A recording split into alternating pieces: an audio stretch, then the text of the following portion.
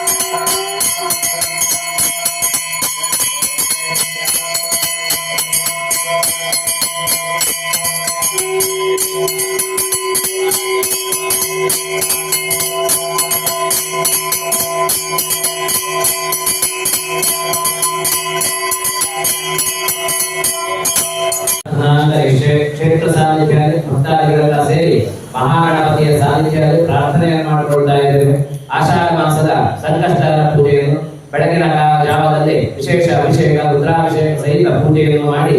ಮಹಾಗಣಪತಿಯ ಹೋಮವನ್ನು ಭಕ್ತಾದಿಗಳ ಅಭಿಷ್ಟೆಗೋಸ್ಕರ ನೆರವೇರಿಸಿ ಪ್ರದೋಷ ಕಾಲದಲ್ಲಿ ಪುನಃ ವಿಶೇಷ ಪಂಚಾಮೃತ ಅಭಿಷೇಕ ನವನೀತ ಅಲಂಕಾರದಿಂದ ಪೂಜೆಯನ್ನು ಗೈದು